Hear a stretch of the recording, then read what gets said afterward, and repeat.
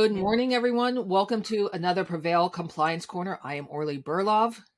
And I am Noel Vestal. Good morning, or All right. afternoon, or evening, or whenever you're watching this. Wherever your time zone is. Wherever your All time right. zone. Today's Prevail Compliance Corner is going to do something a little different. We're going to take a hot take on the news. Normally, we delve into things that have been going on for the past couple of weeks or months.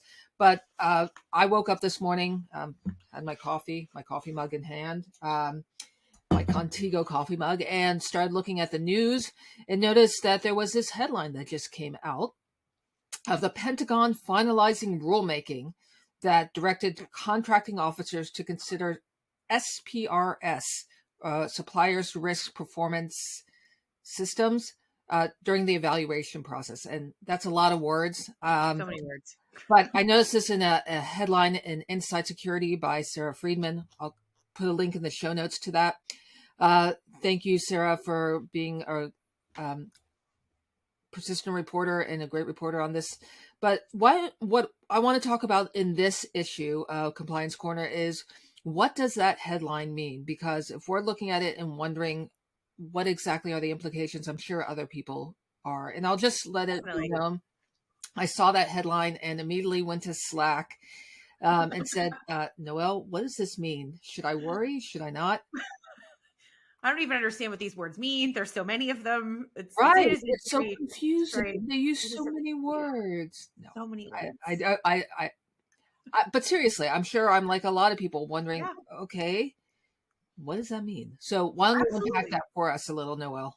Yeah, absolutely. So you're absolutely right. It is confusing. I mean, technically speaking, I mean, it's absolutely accurate, that headline. And I appreciate the fact that Sarah Friedman paid so much attention to make sure it was accurate. But the problem, of course, is it's like 8,000 words. So it is a little overwhelming. What it is if we think back to the June memo that we had in June of 2022, and we will link to the show notes where we had the whole conversation with Jill Lawson about that June memo, just to refresh everybody's brain. That June memo was a push for all contracting officers, either CORs or KOs or whatever government contracting person who's responsible for the administration of a contract on the government side is now going to be expected. That's kind of how they phrased it, I think, in the June memo, expected to review the SPRS score for any potential company that comes through. So like if I'm a company and I submit a proposal, it is now going to be up to that contracting officer or KO or whoever it is reviewing it to look up my company's SPRS score and, evaluate whether or not it's acceptable, I guess, or whatever level. It also applied to contract modifications and, and ongoing. So let me just make a push here. What allows the contracting company, let's just give it a name to make it a little bit easier here. Sure. Prime ABC. Yeah. Or Aero Company, let's just call them Aero Company, says, okay, here's a contract and I'm submitting it. What allows me to go look at your SPRS score? A, how am I going to do it? And B, you're a sub. Is it just give it to me or else you can't bid? Or I'll huff and blow your house down? These are all very good questions. So with the June memo, they're saying they were encouraging and saying contracting officers are now responsible for this, but this is where it gets kind of like squishy, where the June memo is obviously a directive, but it's not a rule. So it's kind of like, yeah, you're supposed to do it, but it's not like official yet. So it's a rule, right? Exactly. Yeah. So when it becomes a rule, which is what's happening now, which is what that article was talking about, is that the information from that June memo is now going to become an official rule, which means going forward, this will be the standard for the entire DoD, that this process of a contracting officer reviewing things is going to have to happen. To answer your next question, though, okay, so if I'm the contracting officer and I have, Aero Company, and I look at, they are the least cost and they are the most capable of doing this, right? And I'm like, this is great. They are going to be perfect for this contract that I have. Right. I'm going to award their contract. It's going to be great. However, I need to look at their SPRS score. Because I am a government representative, an acquisitions representative, I will have access to that information. Okay. I will have access to the information about the prime Aero Company. I'm not going to have access to sub company 1 under Aero Company, sub company 2 under Aero Company. I don't know anything about any sort of sub companies that may be working for that specific organization that has the proposal that I am Wait. looking So the DoD at. has access to Aero companies, Yes. but Aero how's it going to, my question is, how's Aero going to find out the SPRS scores of sub 1, 2, 3, and 4? And that is the question. So technically speaking, because like I said, I'm the contracting officer, so I have the legal authority and right to look up a SPRS score, right? Contracting officer at Aero Company or the contracting No, the contracting officer on the government officer? side. Okay, got it. So if I'm the contracting officer on the government side and I get, let's call them Prime ABC because that'll be less complicated. So if Prime ABC gives me a contract and I look at it and it's the lowest cost and it's the best technically acceptable, like it does everything I need it to do, they're going to be great. I don't ask Prime ABC for any of their subs SPRS scores. Okay. I don't ask for any of that because the only person I have a contract with, the only person I care about directly is Prime ABC because they are the prime contractor. Those subcontracting companies and their SPRS scores, it's up to them and the prime to make those decisions as to if that subcontractor wants to share their SPRS score with the prime. But the prime can't really validate it in any way, at least not from, like, they can't like just go look in SPRS and be like, oh, this is what their score is, because they don't have the authority to do that. Only the United States government does, in this case, the DoD and the contracting officer. So it's kind of interesting. So this is also where there is a little bit of confusion from the primes and subs, right? So let's take the government. Okay, let's say that Prime ABC, they win this contract, right? Everything's great. The Prime ABC SPRS score is like 96. They're doing amazing. And right. So me as the contracting officer for the government, I'm like, these guys are great. Let's go with it. We award the contract. We have the kickoff. And I talk to Prime ABC and they say, well, we have these 3 subcontractors that are also going to help us. And I go, okay, cool. Sounds great. Because me as the government, I don't really even need to know that. I mean, it's nice to know, but like technically speaking, like I don't have a contract with them, so it doesn't matter to me. So now you look at the Prime ABC company and they have conversation. They decide, you know what? We got awarded this work. We don't have enough people for it. We're going to have a partner. There's going to have to be a subcontractor who's going to bring people and expertise on. So then the Prime ABC and Sub 1, they have a contract together. Whatever that contract is up to the 2 of them. It has nothing to do with the government. So the prime can technically say, well, I need to know your SPRS score and I need to see your SSP and I need to have a conversation with your CISO. And like, they could say whatever they want. And Sub 1, they really can. And Sub 1, if they agree, that's the contract, which is where a lot of the confusion comes in because there's so many different primes doing different things. Point out, I mean, to be fair, it's not as loosey-goosey as you're quite making it out to be, I would think, Noel, because as we talked about in our last episode, right, we're seeing this increasing drumbeat of primes requiring their subs to meet certain SPRS scores. So it's, when they say contracting officers, yes, it's contracting officers at the government, but also contracting officers at the primes. Well, and that would be, So it's not that it's loosey goosey.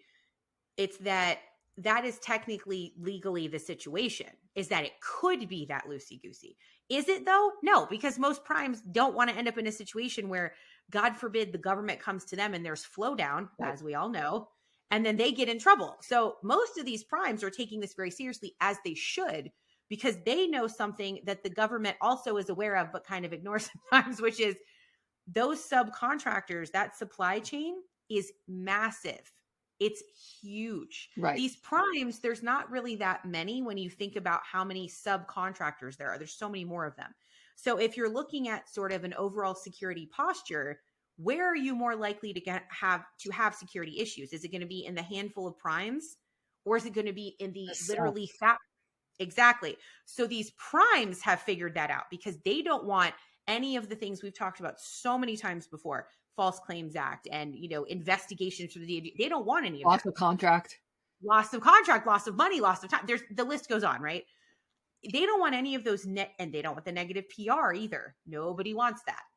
So because of all of these different things, that's why so many primes are starting to push down on their subs, because they're realizing that the DoD is pushing down on them now. This rule is a perfect example of that. The solidifying of these contracting officers getting more and more involved Right. in, because before it was, yeah, you've got to put a SPRS score in.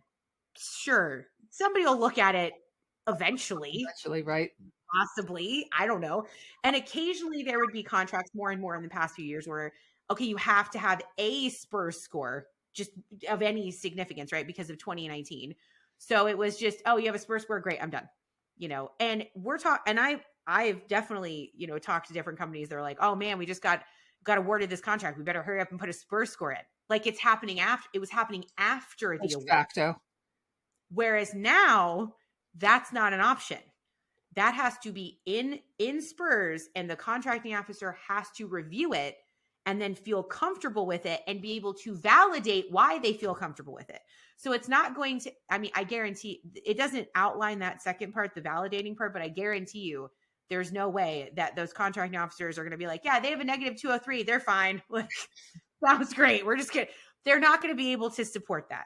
So I promise you there's going to be policies or something involved in every different DoD organization that will some sort of like threshold. What it is, I don't know, but I promise you they will be doing that too. But this is the first step to that, of making the rule final, saying, yes, contracting officers will be looking at this number. And yeah, it's going to have to be, whatever number they're comfortable with and whatever they decide that is. So, just kind of helping our listeners along as we're talking, right? We talked about this headline and, how it kind of reflects on the June memo. So why is the DoD doing this? A lot of it is what you said. They are trying to encourage people on their SPRS score. But, does this have to do with the drumbeat to the getting to CMMC? How do we kind of connect all these dots? If you see something, let me just make a quote. If you see something, say something. So I'm seeing something and I'm asking a question. Well, it's a great question. And it's a really good one to ask, because I think you're absolutely right that our listeners are probably like, okay, well, I don't understand. So think about it like this. DFARS 7012 came out in 2017 and nothing happened. It was just, okay, it's here. You've got to do it. And everybody was like, okay, sure, I'm doing it.